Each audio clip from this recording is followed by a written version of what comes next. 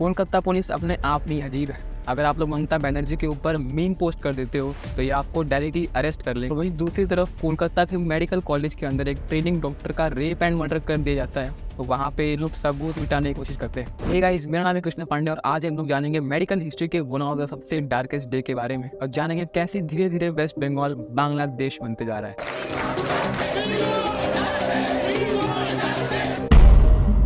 तो अभी हाल फिलहाल में वेस्ट बंगाल के चीफ मिनिस्टर हैं ममता बनर्जी। अगर आप इनके आगे कोई भी मीम पोस्ट कर देते हो सोशल मीडिया पे, अब चाहे वो अग्रेसिव हो या फैमिली फ्रेंडली हो, कोई फर्क नहीं पड़ता, कोलकाता पुलिस आप पे एक्शन लेगी ही लेगी। और मैं ऐसे हवा बातें नहीं कर रहा हूँ, ऐसा ऑलरेडी हो रखा है ट्विटर पे एक बार, और ये मामला इतना बढ़ चुका था कि नरेंद्र मोदी तक को यहाँ पे रिएक्ट करना पड़ा।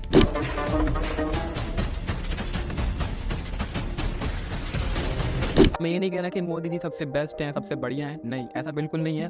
उनमें भी काफ़ी सारे कमियां हैं, लेकिन एक अच्छी बात यह है कि आप उन्हें सोशल मीडिया पे कितना भी ट्रोल कर लो, कितने भी मीम्स अपलोड कर लो, इनफैक्ट कई लोगों ने तो उन्हें गाली भी दे रखी है, फिर भी आज तक कोई जेल नहीं गया। वहीं दूसरी तरफ कोलकाता और ममता बनर्जी के लिए लोगों के मिक्स्ड ओपिनियन। कुछ लोगों का कहना है कि कोलकाता की पुलिस भ्रष्ट है, मतलब अगर ममता बनर्जी चाहे कि कोई अरेस्ट होना चाहिए, अब चाहे उसने गुनाह किया हो या ना किया हो, उससे कोई फर्क नहीं पड़ता, लेकिन वो अरेस्ट होके ही रहेगा, ऐसा कई सारे लोगों का कहना है। और हद तो तब पार हो गई जब कोलकाता पुलिस पर सबूत मिटाने तक के इल्जाम लग गए। आरोपियों को बचाने के लिए वो हर एक चीज की गई जिससे सबूत को मिटाया जा सके। शॉर्ट में समझाता हूँ। कुछ ही दिन पहले कोलकाता के RG Kar medical hospital and college के अंदर एक ट्रेनिंग डॉक्टर की हत्या कर दी जाती है 3 से 6 बजे के अंदर, और उसे मार दिया जाता है। फिर सुबह 11 बजे उसकी लाश मिलती है एंड देन पुलिस को बुलाया जाता है।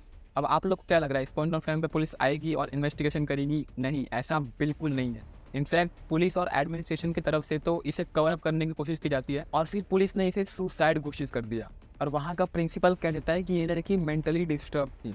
अब अगर ये झूठ काम कर जाता तो केस यहाँ पर ही बंद हो जाता, लेकिन फॉर्चुनेटली ये झूठ काम करा नहीं बिकॉज ऑफ द प्रोटेस्ट। जब ये केस सामने आया तो काफ़ी सारे मेडिकल स्टूडेंट जो है प्रोटेस्ट पर आए,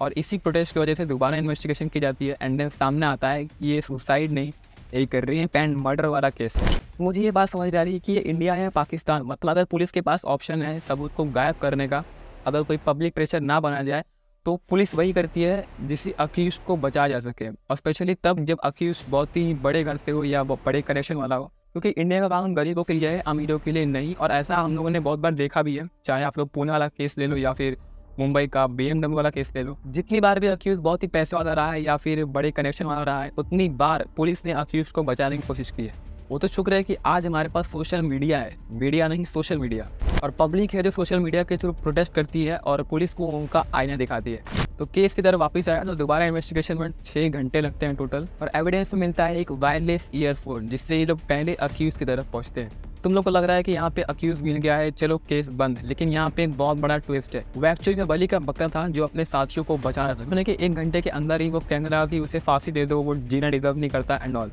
उसकी इसी हरकतों के कारण बाकी प्रोटेस्टर को शक हुआ कि कुछ तो गड़बड़ है।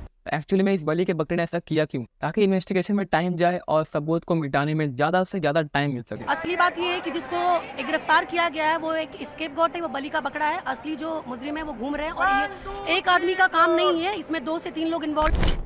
तो जब बली का बकरा फेल हो गया अपने प्लान को आगे ले जाने में, तो काफी सारी और चीजें सामने आई जिससे सबूत को मिटाया जा सके और केस को एकदम से बंद किया जा सके। सबसे पहले अल्कोहल का जिक्र किया गया ताकि केस को अलग डायरेक्शन में ले जाया जा सके, क्योंकि हम सबको पता है अल्कोहल कंज्यूम करके कोई मर्डर करता है तो उसकी एक अलग सजा होती है, काफी हद तक कम सजा होती है। और बली के बकरे ने ऐसा इसलिए किया ताकि गैंगरेप जैसी चीजों को बचाया जा सके और उसके साथियों को भी बचाया जा सके। बाकी अक्यूज कौन है मुझे इस पॉइंट ऑफ टाइम तक नहीं पता है, बिकॉज मैंने जितने भी आर्टिकल्स पढ़े हैं मुझे उनमें बाकी अक्यूज के नाम नहीं मिले। अब मुझे नहीं पता कि इंडिया की जो इंडिपेंडेंट मीडिया है वो बाकी अक्यूज के नाम क्यों नहीं डालती है, क्या रीजन है।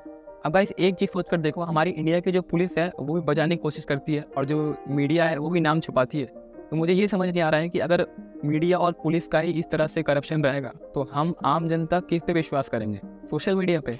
और सबसे बड़ा रीजन इस बली के बकरे को सामने लाने का ये था ताकि उस प्रिंसिपल को बचाया जा सके जिसने कहा था कि इस लड़के ने सुसाइड किया है।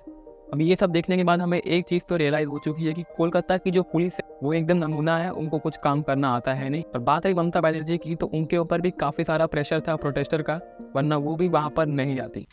एट दी एंड में यही कहना चाहूँगा कि चाहे वो निर्भया वाला टाइम हो या आज का टाइम हो, लेकिन एक चीज़ तो साफ है कि लोगों के अंदर डर बिल्कुल नहीं, बिल्कुल भी नहीं। मतलब लोगों को पता है कि ज़्यादा से ज़्यादा क्या होगा, 7 साल की सज़ा होगी या फांसी होगी, वो भी तब जब केस ट्रेंडिंग पर आए। और अगर अक्यूज कोई अमीर घर से या बड़े करेक्शन वाला है तो कोई टेंशन ही नहीं है। बाकी कोलकाता के अंदर बहुत ही जल्दी चेंज लाने की ज़रूरत है लॉ एंड ऑर्डर के मामले में, वरना कोलकाता और बांग्लादेश में किसी तरह का डिफरेंस नहीं रह जाएगा। पेरेंट्स जिनकी बच्ची 31 इयर्स ओल्ड की ऐसी खत्म हो जाती है, उनको 3 घंटा खड़ा रखा और ये हाथ जोड़ती रही, माँ बाप हाथ जोड़ते रहे, हमें एक बार दिखाओ, हमारी बच्ची का मुंह एक बार दिखाओ, हमको नहीं दिखाया गया। आज के लिए इतना ही, मिलेंगे एक और ऐसी वीडियो के साथ। तब तक के लिए जय हिंद, जय भारत।